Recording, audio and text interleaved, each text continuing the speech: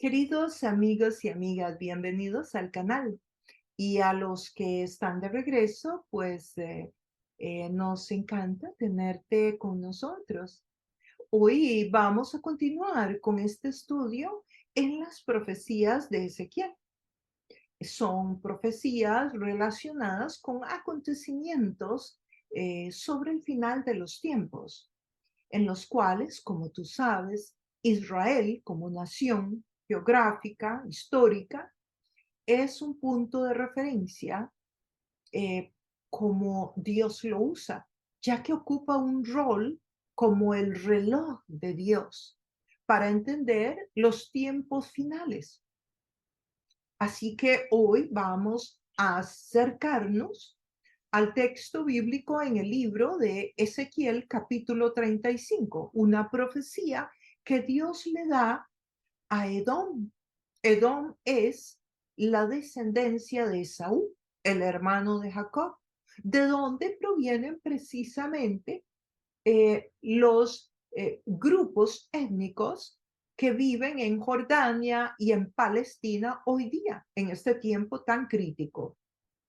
Este estudio pretende entender la perspectiva bíblica y, desde luego, no significa en ningún momento que no haya una compasión y que nuestro amor y nuestra oración no esté por todos los que están sufriendo, tanto en Israel por la masacre que vivió en manos de Hamas, este grupo terrorista, y los rehenes de todas las nacionalidades, independientemente del país y de la edad y del género, y por todas las víctimas que continúan sufriendo las consecuencias de lo que Hamas hizo en Israel, las víctimas de Palestina y las víctimas de Israel, pero entendiendo con mucha claridad que este ataque de Hamas a Israel ha traído grandes desgracias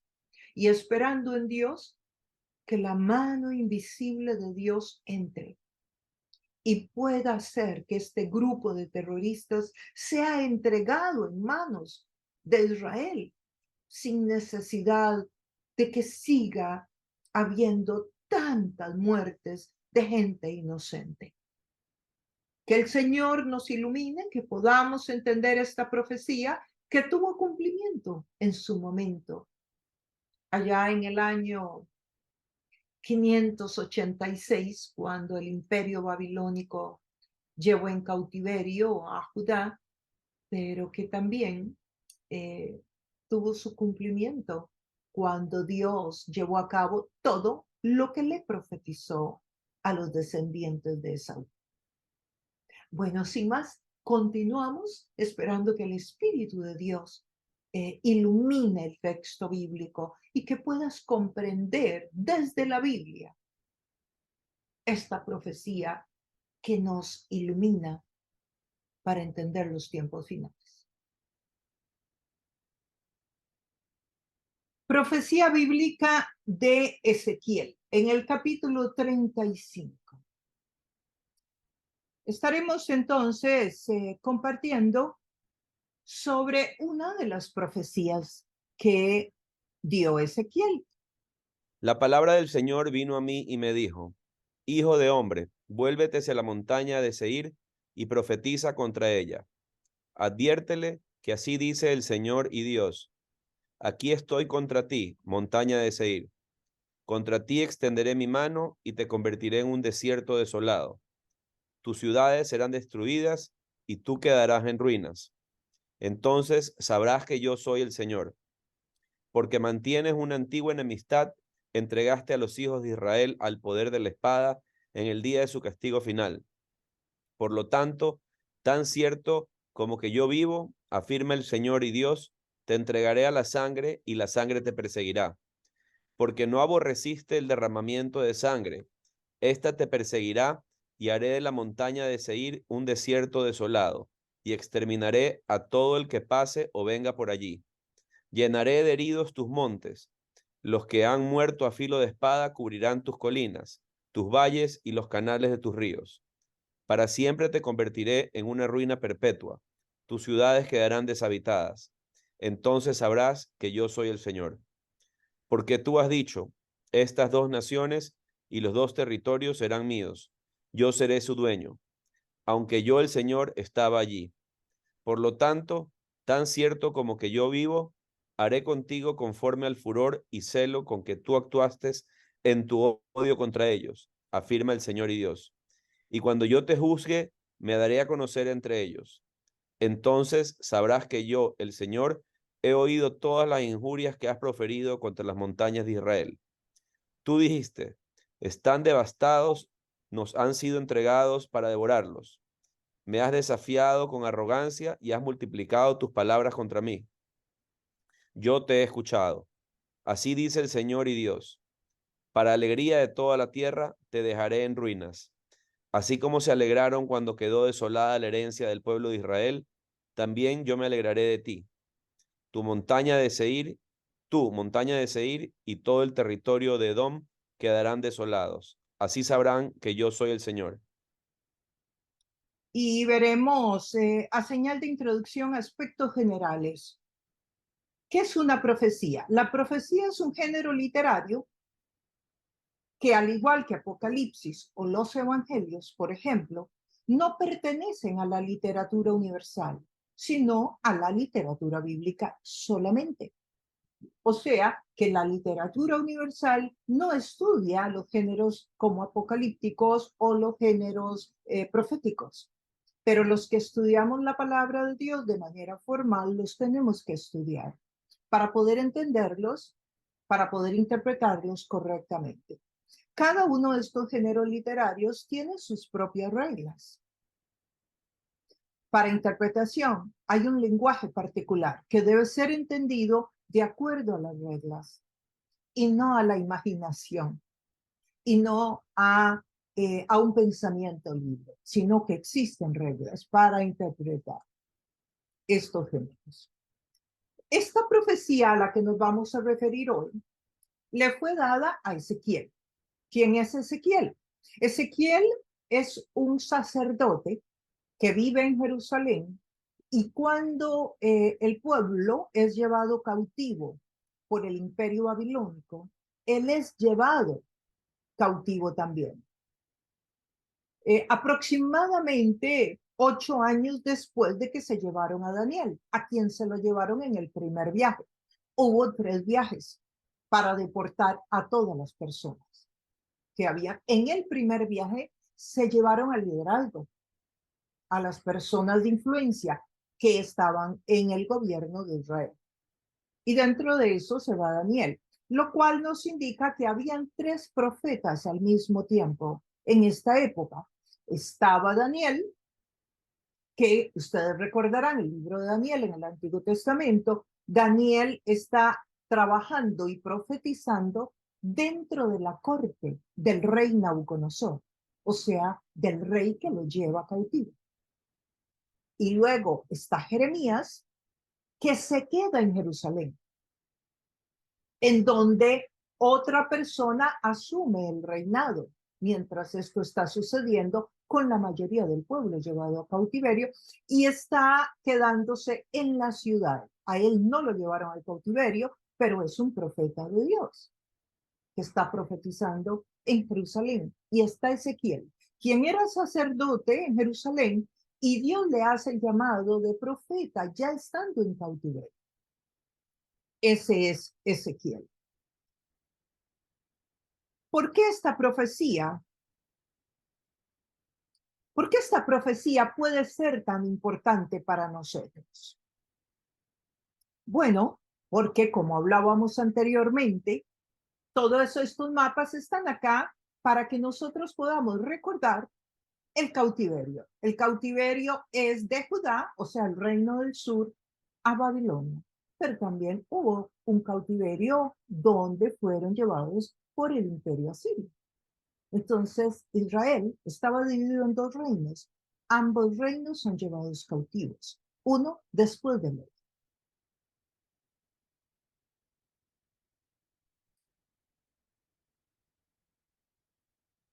¿Por qué esta profecía es pertinente para nuestros días? Porque se está cumpliendo delante de nuestros ojos, está tomando lugar hoy día.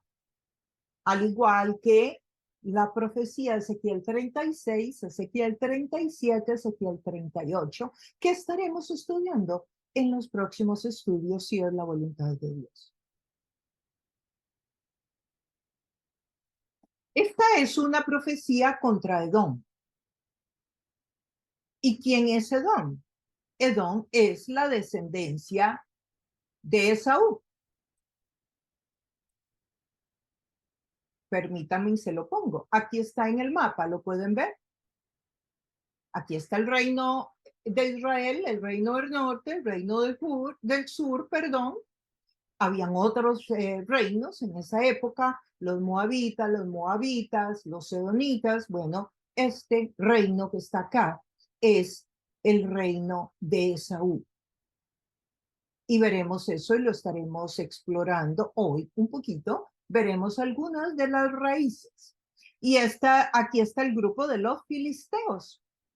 Recordemos que en el estudio anterior enseñé cuándo fue que esta tierra se dejó de llamar Canaán para llamarse Palestina, y que se llamó por este grupo étnico que está acá, Filistea, y que fue en el año 135 a.C., cuando estaba de emperador Adrián. El pueblo de Israel tuvo una revuelta contra el Imperio Romano, y entonces él, como una forma de deshonrarlos, de humillarlos, le puso Palestina a esa tierra. Pero esa tierra, en todo el compendio bíblico, la veremos ser llamada Canaán.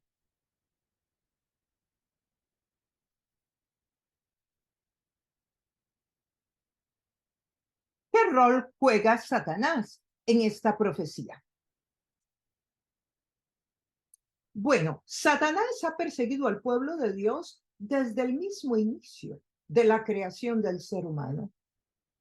Satanás atacó a Adán y a Eva en el huerto del Edén y le ganó. Le ganó a Adán. Por eso el pecado original. Por eso toda persona, buena o mala, tiene el pecado original y no entra al cielo a menos que crea en Jesucristo, en su sacrificio. Porque Satanás ganó esa batalla en el huerto del Edén. Lo cual nos da a todos la naturaleza caída, nos hace pecadores, y nadie podrá estar en la presencia de Dios ni entrar al cielo, porque nadie puede estar delante de Dios en pecado. Y la única manera de ser limpios del pecado, y la única manera de ser limpios del pecado es reconociendo que en Jesucristo, en su muerte en la cruz del Calvario, Él nos redimió del pecado, nos limpió del pecado. Satanás atacó a Adán y a Eva, pero luego Satanás atacó a Jesús en el desierto. ¿Recuerdan? Cuando ataca a Jesús en el desierto, pero ahí perdió. Luego lo ataca en Getsemaní. En Getsemaní le pone pruebas para que Jesús se sienta muy agobiado con lo que sigue de la cruz, con el sacrificio de la cruz por el que va a pasar unas cuantas horas después. Jesús pide ayuda a sus compañeros para que oren por él. Pero ahí en Getsemaní, Satanás volvió a perder. Luchó con Jesús en la cruz y en la cruz fue derrotado. Y fue derrotado para siempre, aunque todavía no veamos todo el cumplimiento de esa derrota.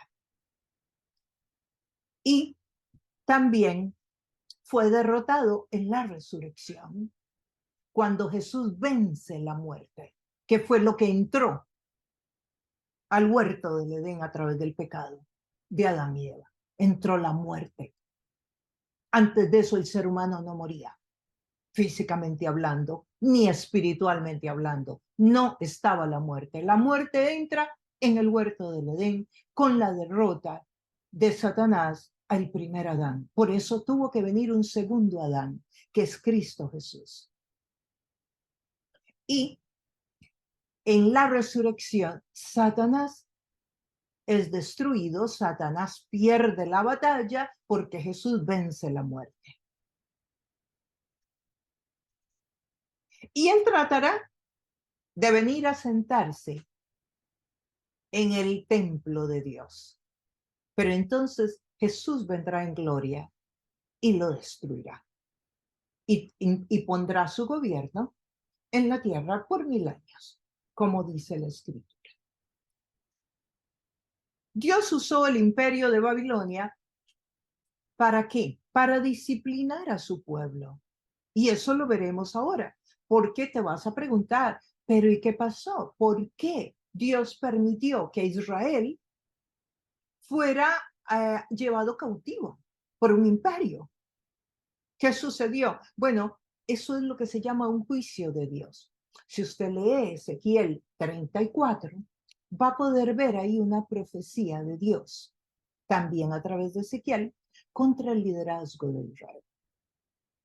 Y en esa profecía, Dios le dice al liderazgo que ellos han abandonado los valores y los principios de Dios. Y Dios decreta juicio contra el liderazgo. Israel estaba vuelto un perfecto desastre. Estaban adorando los dioses paganos. Estaban adorando a Astarat, estaban adorando a Baal, estaban adorando a Moloch, estaban adorando dioses de los países vecinos, de esos reinos que estaban alrededor de ellos en aquella época. De esos reinos que mostré en el mapa, estaban adorando a sus dioses. Entonces, eso no le agradó a Dios. Algunos de esos dioses, por ejemplo, promovían la sexualidad, la pornografía de la época, estimulaban al sexo, provocaban y estimulaban al sexo y cada vez más personas caían en pecados de inmoralidad sexual.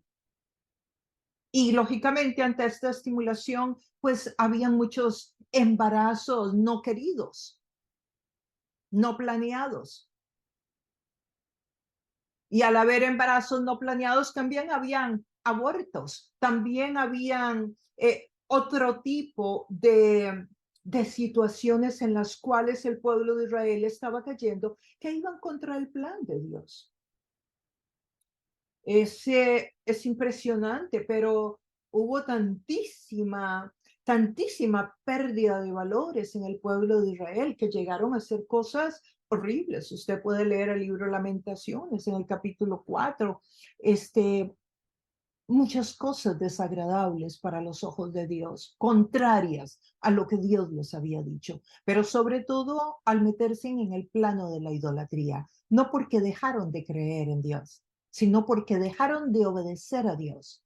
Lo voy a volver a repetir, porque creo que esto es muy importante. No porque dejaron de creer en Dios, sino porque dejaron de obedecer a Dios. Entonces, el pueblo fue cayendo en todas estas cosas que les fueron apartando de Dios. Entonces, en el 34, en Ezequiel 34, el pueblo, Dios declara un juicio contra ellos. La forma en cómo se ejecuta el juicio es perdiendo la tierra y siendo esclavos de un pueblo y de un imperio enemigo. Y eso es lo que se llaman los juicios de Dios. Y claro, usted dirá, bueno, entonces, o sea, hay juicios para el pueblo de Dios. Claro que hay juicios. Hay juicios a nivel individual y hay juicios a nivel de nación. Un juicio individual es cuando nosotros somos disciplinados por Dios. ¿Qué sucede en un juicio? En un juicio Dios permite que seas esclavo de aquello por lo cual lo traicionaste. Eso es un juicio. Digamos, alguien traiciona a Dios por el adulterio. Bueno, al principio entra al adulterio por su propia voluntad, pero luego queda atrapado en el adulterio. No puede salir. Al principio entra en la droga por su propia voluntad, pero luego queda atrapado en una drogadicción. Al principio entra por su voluntad al alcohol, pero luego queda atrapado en el alcoholismo. Ok, al principio entra en la pornografía por decisión propia, porque quiere curiosear, pero luego queda atrapado en la pornografía. Eso es un juicio de Dios. Y esto es lo que está pasando con Israel. Israel cae en un juicio de Dios. Dios le manda a profetizar, le manda a decir lo que va a suceder al liderazgo. El liderazgo ni se preocupaba por la gente. En fin, no voy a entrar en esa profecía, pero es muy fuerte contra el liderazgo y quedan y entran cautivos por el imperio babilónico y el imperio asirio. Ezequiel 35:1 dice, la palabra del Señor vino a mí y me dijo, hijo de hombre, vuélvete hacia la montaña de Seir y profetiza contra ella. ¿Quién está hablando aquí? Ezequiel. ¿A quién llegó esa palabra? A Ezequiel. Y le dijo, hijo de hombre, profetiza contra la montaña de Seir. Bueno, ¿y quién es la montaña de Seir? La montaña de Seir es todo lo que está al oeste del río Jordán. Es la tierra que Dios le dio a Esaú. Esa es la montaña de Seir, es Esaú y su descendencia. También Dios le dio tierra a Lot. También le dio tierra a Israel. Sí, este tema de que Dios asignó tierra, se la dio a Israel como nación, pero también le asignó tierra para Lot, también le asignó tierra a Esaú.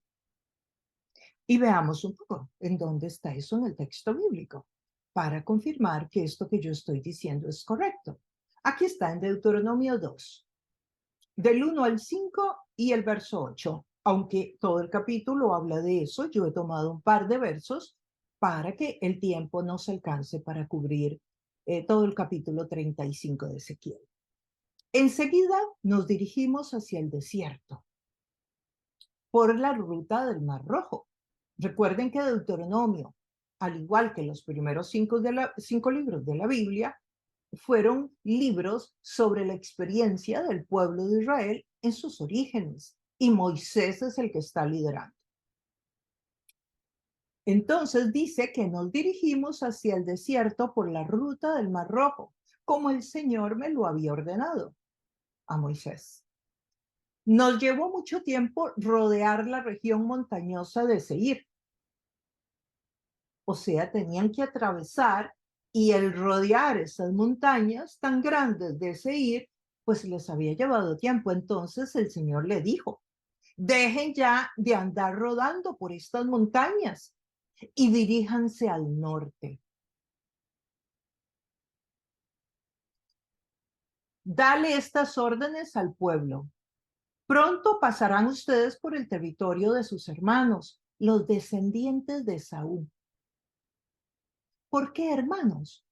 Porque este pueblo que viene con Moisés atravesando el desierto para llegar a la tierra prometida llamada Canaán, este pueblo viene de Jacob, y Jacob y Esaú son hermanos. Entonces, ambos grupos, uno es descendiente de Esaú y el otro es descendiente de Jacob. Los descendientes de Esaú que viven en Seir, aunque ellos les tienen miedo a ustedes, tengan mucho cuidado. No peleen con ellos, porque no daré a ustedes ninguna porción de su territorio, ni siquiera el espacio que alcanzan a cubrir con un pie.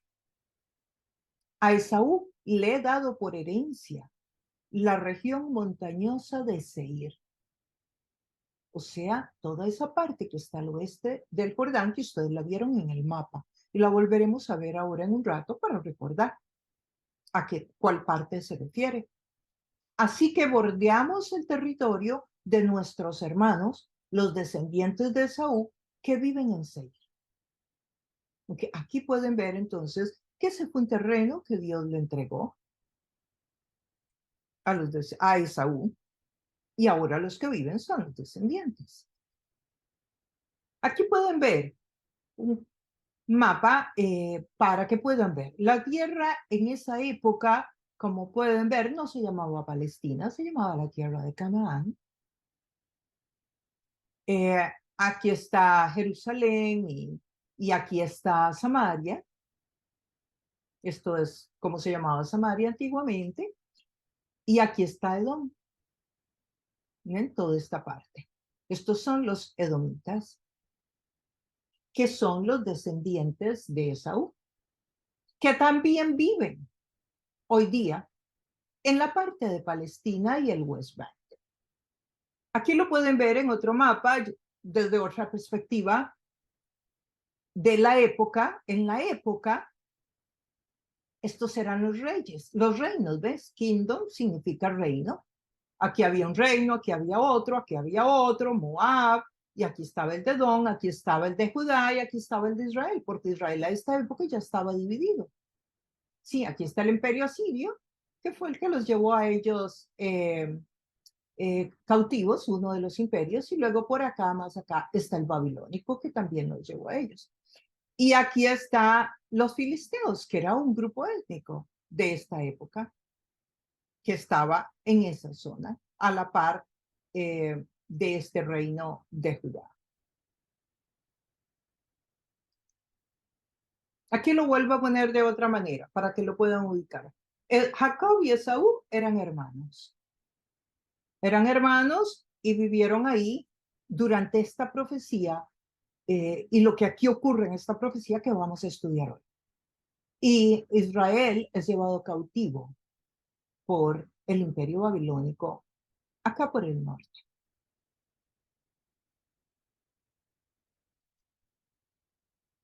El verso 3 dice, adviértale que así dice el Señor y Dios, aquí estoy contra ti, montaña de Seir. Adviértele a quién, a los descendientes de Saúl. Aquí estoy contra ti, montaña de Seir. Dios está contra la montaña de Seir, está contra la descendencia de Saúl. Contra ti extenderé mi mano y te convertiré en un desierto desolado. ¡Wow! ¡Qué palabra tan fuerte! ¿Por qué Dios profetiza un juicio tan fuerte contra Esaú?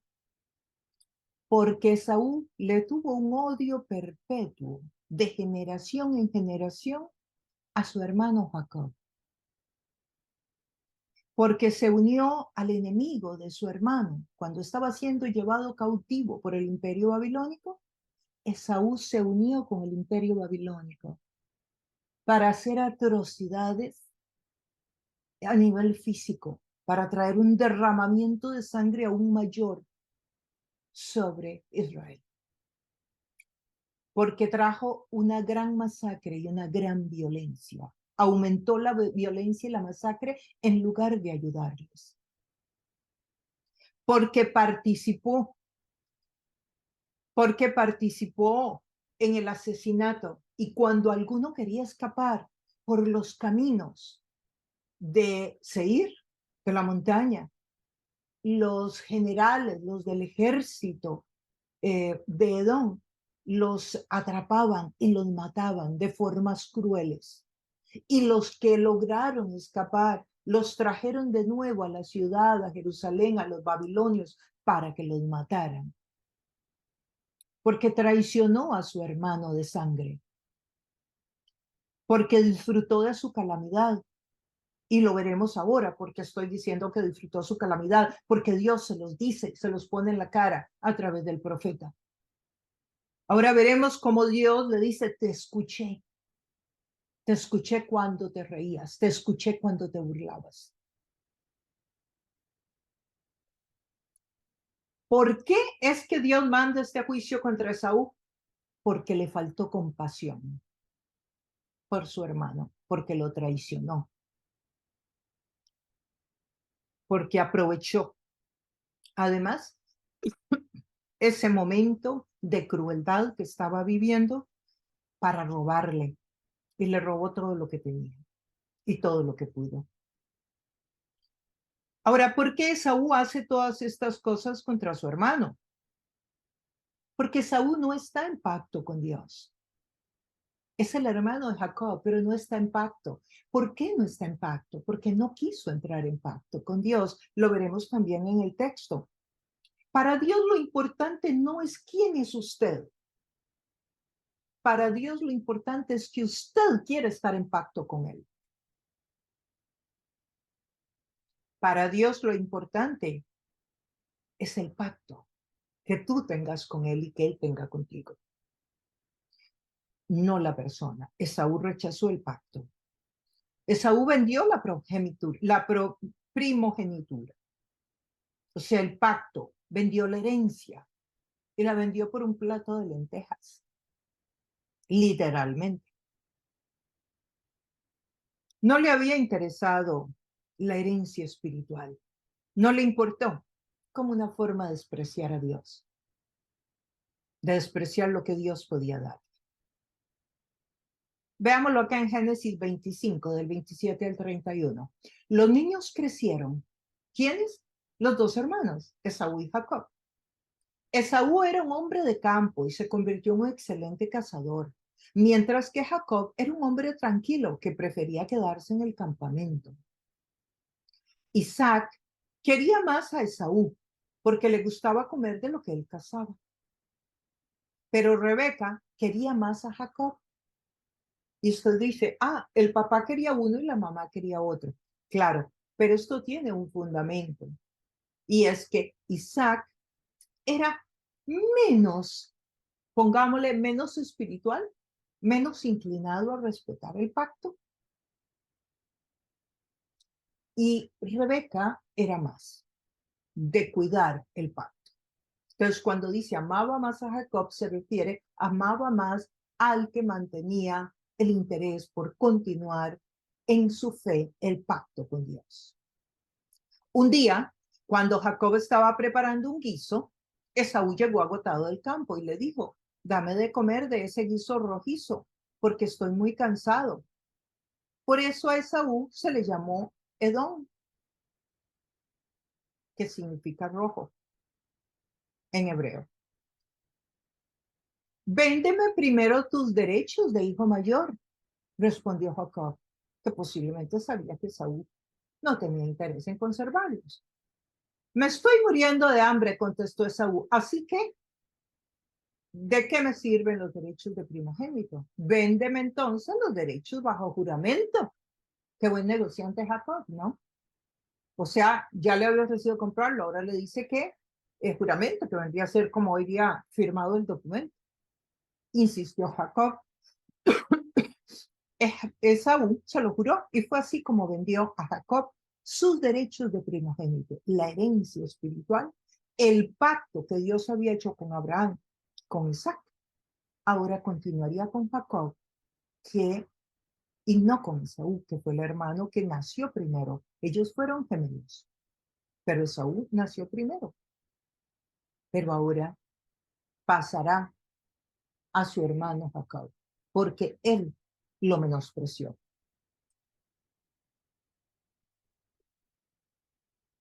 Verso 4. Tus ciudades serán destruidas y tú quedarás en ruinas. Sigue la profecía de Ezequiel.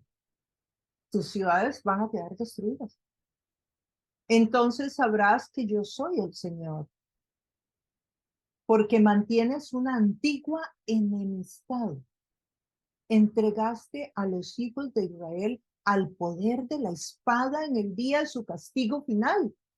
O sea, Dios estaba castigando a Israel, lo estaba disciplinando.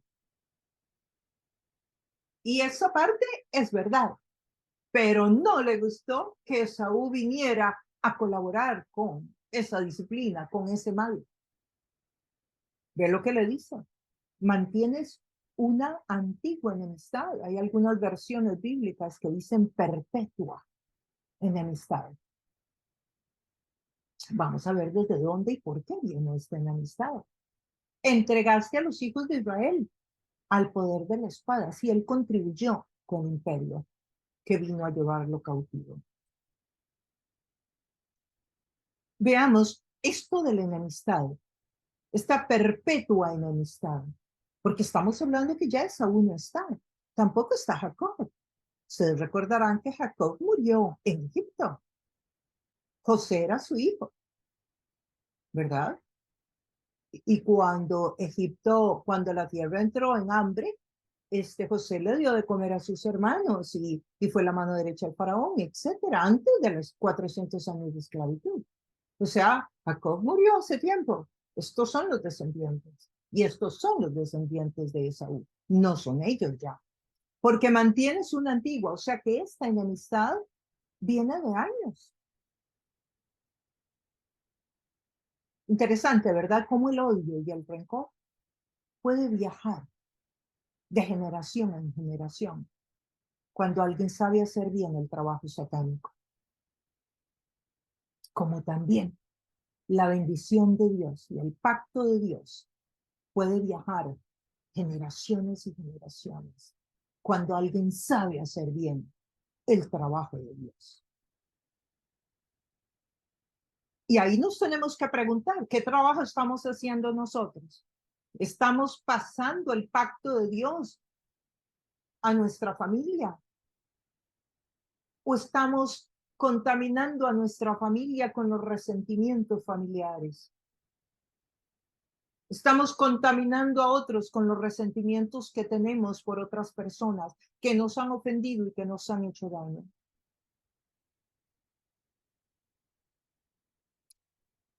Veamos a ver qué nos dice la palabra sobre eso. Pero antes veamos esta tierra. Esta es la tierra de Seir. Estas son las montañas de Seir que están hoy en Jordania. Sería lo que hoy es Jordania, particularmente el área de Petra. Si no la han escuchado, pues es uno de los centros turísticos más visitados del mundo. Y es una montaña como eso, así rocosa, seca. ¿Se acuerdan que el verso anterior decía que la va a destruir, que la va a dejar árida, que no va a servir para nada? Desde esa profecía, desde que se cumplió esa profecía hasta el día de hoy, eso es el lugar. Es un lugar que ni agua hay. Es totalmente de piedra. Es totalmente árido. Totalmente árido. Toda esta zona de Petra.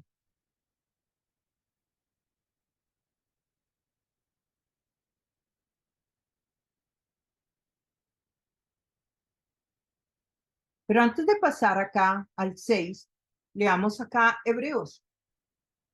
Mirad bien, no sea que alguno deje de alcanzar la gracia de Dios, que brotando alguna raíz de amargura. Oigan esto, una raíz es algo que está muy profundo. O sea, que alguien no alcance la gracia significa el favor de Dios, la bendición de Dios, la lluvia de bendiciones de Dios, que alguien no la alcance, porque hay una raíz algo muy profundo, una raíz de amargura, o sea, resentimiento, que le estorbe. Y además de que le estorbe a esa persona, muchos más son contaminados. No sea que haya algún fornicario profano como Esaú. ¡Wow! Aquí vamos viendo cuál era el tema de Dios con Esaú. Era fornicario. Fornicario no era alguien que tenía sexo fuera del matrimonio, en este caso. Era alguien que adoraba ídolos. Era alguien que adoraba a otros dioses. Y miren el enojo de Dios. O profano. Eran paganos. Esaú nunca respetó el pacto de Dios, a pesar de que era hijo de Isaac. Entonces, ¿cómo dos personas o dos muchachos, dos hijos, pueden nacer en el mismo hogar donde sus padres son creyentes? Y uno puede continuar con el pacto con Dios y el otro no. Entonces, el nacer en un hogar de creyentes no significa que eso te hace a ti creyente. La relación con Dios es personal y cada quien la debe de tener y la debe de trabajar y la debe de buscar. Tú no eres salvo porque naciste en un hogar católico o cristiano. Tú debes de buscar una relación personal con Dios. Porque la salvación es individual, no es familiar y no se hereda. como Esaú, que por una sola comida, nos dice el verso 16, vendió su primogenitura. ¿Quién escribe Hebreos? Pablo. Y aquí está Pablo mencionándolo, que por una sola comida vendió su primogenitura. O sea, por una sola comida, o sea, por algo sin valor. Vendió el pacto con Dios. ¿Cuántas veces nosotros vendemos el pacto con Dios por un poco de dinero? Vendemos el alma al diablo, como dice un refrán por ahí, por una noche en una cama, por una borrachera. Perdimos la comunión con Dios un día. Pues aquí vemos que Saúl por un plato de comida. Todo lo que perdemos cuando nos salimos de la voluntad de Dios y abrazamos un ídolo. En este caso, posiblemente el ídolo somos nosotros mismos, complacernos, satisfacernos, el placer a nosotros mismos. El verso 17, porque ya sabéis que aún después, deseando heredar la bendición, claro, porque si seguimos leyendo la historia en Génesis, veremos que después él quiso buscar la bendición que había vendido y que había jurado. No hubo oportunidad para el arrepentimiento. O sea, no se pudo arrepentir. Trató de irse a robar la bendición de su papá antes de que muriera, pero no se pudo arrepentir de su pecado, de al haberla vendido por un plato de lentejas. Y dice, aunque la procuró con lágrimas. ¿Tú sabías que una persona puede llegar a haber endurecido tanto su corazón con Dios que puede llorar porque no se puede arrepentir, porque no siente arrepentimiento por lo que hizo? Sí, sí, puede ser. Aquí lo vemos. Y lo he conocido en vivo y a todo color. He visto personas que no se pueden arrepentir de su pecado. Por tanto que jugaron con el pecado, caminaron con Dios y se salieron, caminaron con Dios y se salieron, caminaron con Dios y ¡pum! Un día quedan atrapados en el mundo y no pueden vivir. El verso 6. Por lo tanto, tan cierto como que yo vivo, afirma el Señor y Dios, te entregaré a la sangre y la sangre te perseguirá, porque no aborreciste el derramamiento de sangre. Esta te perseguirá. ¿Se acuerdan lo que les dije? Como era un juicio. Dios entrega a la persona a que sea esclava de eso por lo que la persona le traicionó. En este caso, Esaú no aborreció el derramamiento de sangre de Israel, la masacre con que le estaban cayendo encima a Israel los babilonios. Entonces Dios le dice, ok, no aborreciste el derramamiento de sangre, bueno, ella te va a perseguir. Qué fuerte, ¿verdad? Haré de la montaña de Seir un desierto desolado y exterminaré a todo el que pase o venga por allí. La montaña de Seir es lo que vieron, esas montañas vacías, totalmente vacías. Llenaré de heridos tus montes, los que han muerto a filo de espada cubrirán tus colinas, tus valles y los canales de tus ríos. Para siempre te convertiré en una ruina perpetua. O sea, no es que si te arrepientes y vuelves a mí, no, muy fuerte esta juicio. Tus ciudades quedarán deshabitadas. Entonces sabrás que yo soy el Señor. Así es como vas a entender, porque no entendiste de otra manera.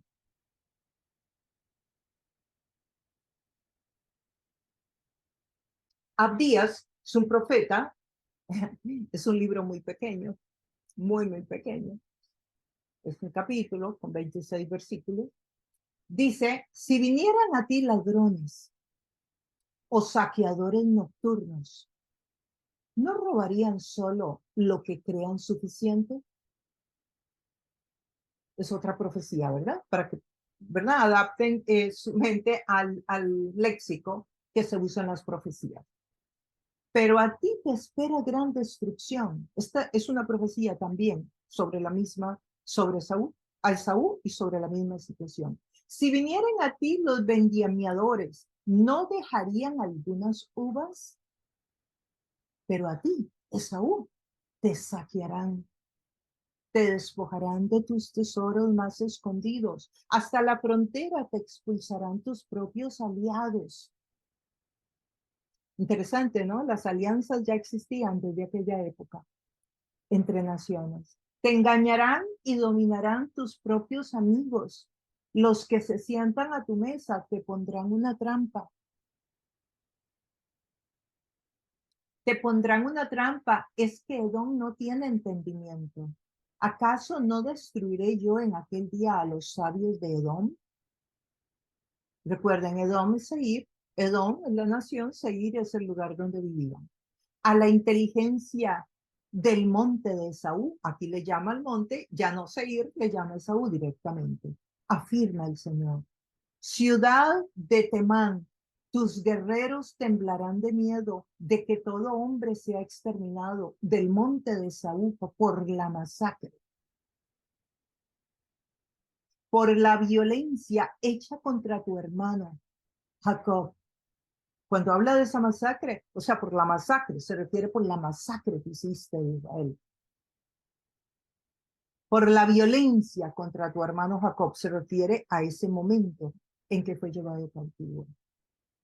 Te cubrirá la vergüenza y serás exterminado para siempre. En el día en que te mantuviste al margen, en el día que extranjeros se llevaron sus riquezas, cuando extraños entraron por su puerta y sobre Jerusalén echaron suerte, y tú eras como uno de ellos. El corazón de Dios aquí está partido en dos, ¿no? Por su hijo, Israel. No debiste de reírte de tu hermano. ¿Se acuerda cuando les dije que se había burlado?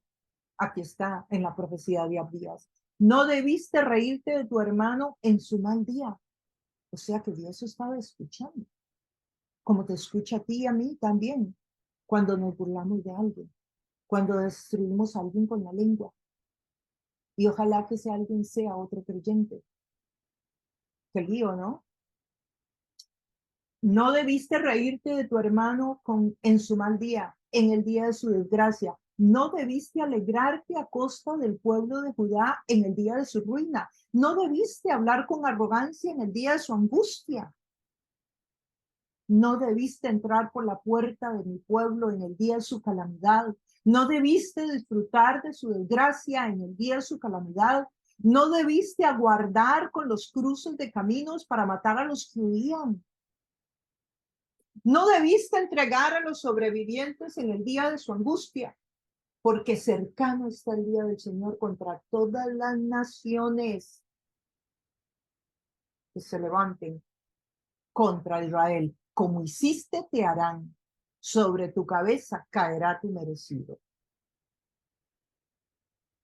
Esta es una profecía contra Edom, pero aquí al final el profeta cierra, porque cercano está el día del Señor contra todas las naciones.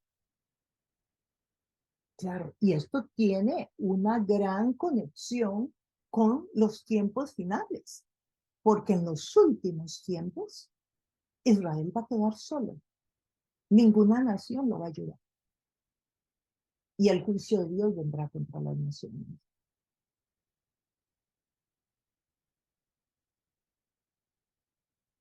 ¿No les parece interesante cómo lo que Israel pasó en esta época, si queremos, se parece un poco, ¿verdad? A la situación que ha vivido recientemente.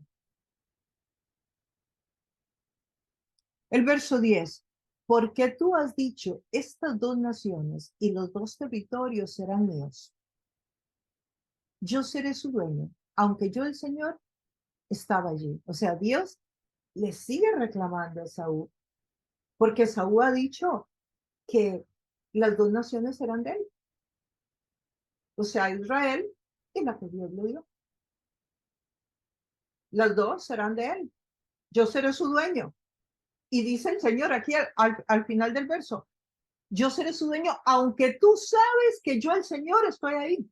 O sea, no te importa de tu arrogancia. Tú sabes que yo estoy ahí, pero no te importa. Ahí en la nación de Israel, a eso se está refiriendo el texto. Esaú conocía esta profecía de las dos naciones, pero no le importaba que Dios estuviera involucrado. Estaba desafiando a Dios. Aquí el texto es desafiante, es arrogante. Yo sé, pero yo me quedo con las dos naciones. Y sé que tú estás ahí. O sea, igual mantiene su actitud. Interesante, ¿verdad? Y esto me recuerda algunas veces cuando alguien, sí, conoce la Biblia, conoce lo que la Biblia dice, pero dice, sí, pero no estoy de acuerdo. Es que a mí no me parece. Es que yo no estoy de acuerdo con eso. Es que a mí me parece que entonces no es justo Dios. Sí, un poco como Edom. O sea, yo desafío a Dios. No importa lo que Dios piense, no estoy de acuerdo. No importa cómo Dios quiera hacerlo, yo no estoy de acuerdo. Sí, aquí hay una actitud de parte de Edom desafiante, arrogante. Y yo me pregunto, ¿qué debemos hacer cuando no estamos de acuerdo con Dios? Claro que se lo podemos expresar, claro que le podemos decir, Señor, yo eso no lo entiendo, pues yo no estoy de acuerdo, o a mí eso no me parece, pero la forma en cómo tú le hables a Dios es determinante para que haya arrogancia o haya humildad en ti. Uno puede no estar de acuerdo en algo con Dios, pero al final de cuentas tendrás que obedecerle porque es que Dios es soberano. Le va a decir el barro al alfarero cómo hace el tazón. No, eso está en Romanos 9 para el que lo quiera leer. Ahí Pablo dice, ¿y le va a preguntar el barro al alfarero o le va a reclamar el barro al alfarero? Nosotros le vamos a reclamar a Dios que por qué hace una cosa de una manera con esta mente tan finita que no entendemos los grandes misterios de Dios, que ni siquiera entendemos cómo es que Dios puede hacer una hoja o puede hacer un árbol o puede hacer un animal o pudo haberte hecho a ti y a mí en el vientre de nuestra madre.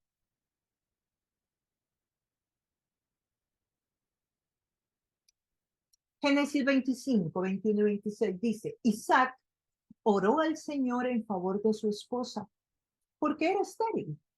Así es como nacen ellos. El Señor oyó su oración y ella quedó embarazada. Quiero que sepan que esta oración Isaac la hace 20 años después de casados. Porque el texto dice que Isaac y ella se casaron cuando él tenía 40 y sin embargo viene a tener a los niños, a Isaú y a Jacob, cuando tiene 60. O sea que pasó 40 años que no hizo esa oración que le correspondía a él orar por su mujer para que ella no fuera estéril. Isaac oró al Señor en favor de su esposa porque era estéril. El Señor oyó su oración y ella quedó embarazada. Pero como los niños luchaban dentro de su vientre, ella se preguntó, si esto va a seguir así, ¿por qué me pasa esto a mí? Si ella sentía las pataditas allá adentro, ¿no? Entonces fue a consultar al Señor. Y el Señor, médico, ¿verdad? El Señor. Fue a consultar al Señor y el Señor le contestó, dos naciones hay en tu seno. Ven, a esas dos naciones se está refiriendo a Saúl. Cuando le dice, me quedo con las dos naciones. ¿Ven? ¿Por dónde viene Saúl? Dos naciones hay en tu seno, dos pueblos se dividen desde tus entrañas. Uno será más grande que el otro y el mayor servirá al menor. Ya aquí Dios está diciéndole, el mayor servirá al menor, Esaú servirá a Jacob. Cuando le llegó el momento de dar a luz, resultó que en su seno había mellizos, gemelos, tal y como Dios se lo dijo. En ese tiempo no había partera ni ultrasonidos, ¿verdad? Que le pudieran decir que eran gemelos. Se lo dijo el Señor. El primero en nacer será pelirrojo. Pelirrojo, por eso Edom y Edomita, porque Edom significa rojo en hebreo, como dije anteriormente. Y tenía todo el cuerpo cubierto de vello, era muy peludo. A este lo llamaron Esaú. Luego nació su hermano agarrado con una mano del talón de Esaú. A este lo llamaron Jacob. Cuando nacieron los mellizos, Isaac tenía 60 años y 20 años después de casado, como les contaba.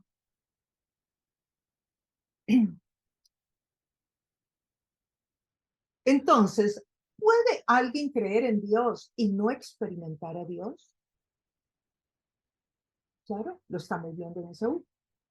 Todo lo que ha vivido, Dios le asignó una tierra.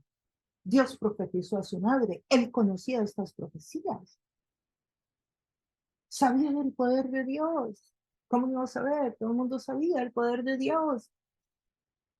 Porque Dios, una de las formas que siempre ha usado para darse a conocer son las señales de poder.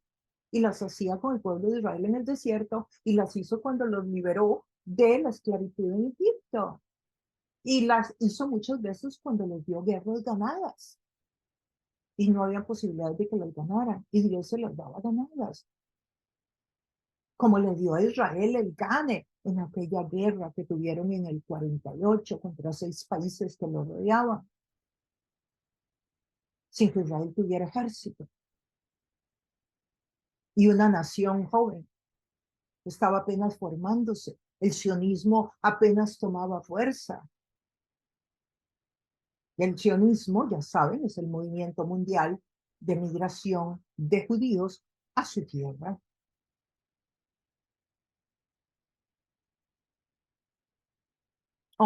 Por lo tanto, tan cierto como que yo vivo, haré contigo conforme al furor y celo con que tú actuaste en tu odio contra ellos, afirma el Señor Dios. O sea, sigue la profecía y fuerte. Y cuando yo te juzgue, me daré a conocer entre ellos. Entonces sabrás que yo, el Señor, he oído todas las injurias que has proferido contra las montañas de Israel. O sea, contra Israel. Como es profecía, se usa aquí el tema de las montañas.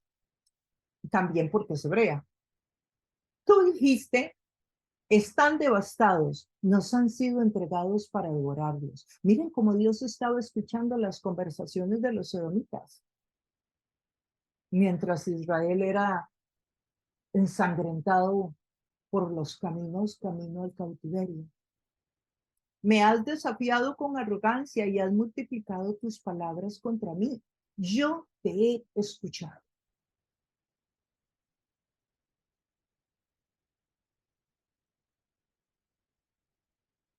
Malaquías dice, esta profecía, otro profeta, Malaquías, ¿verdad?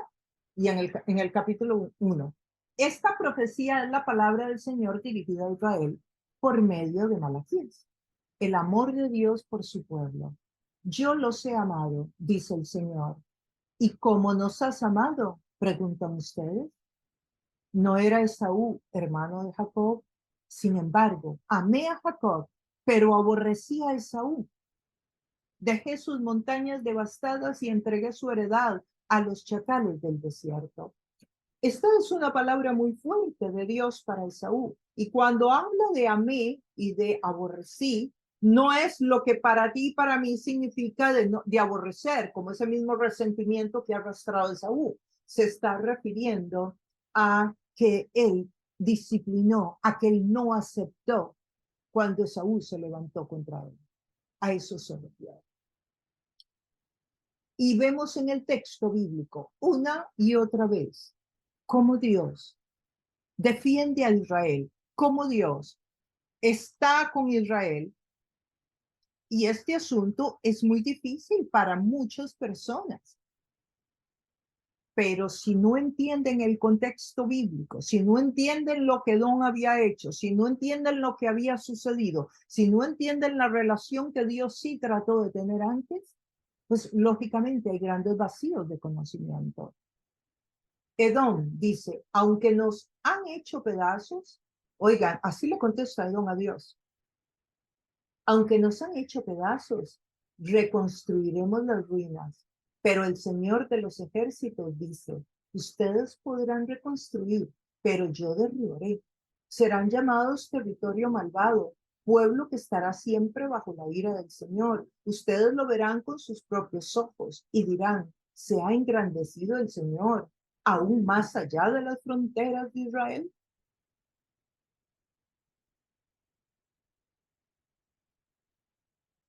El verso 14 de Ezequiel 35. Así dice el Señor y Dios, para alegría de toda la tierra te dejaré en ruinas.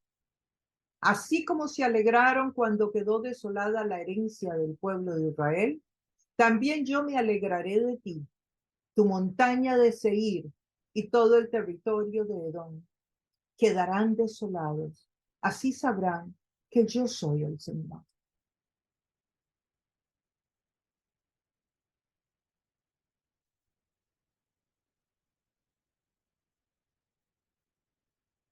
Esta es una de las profecías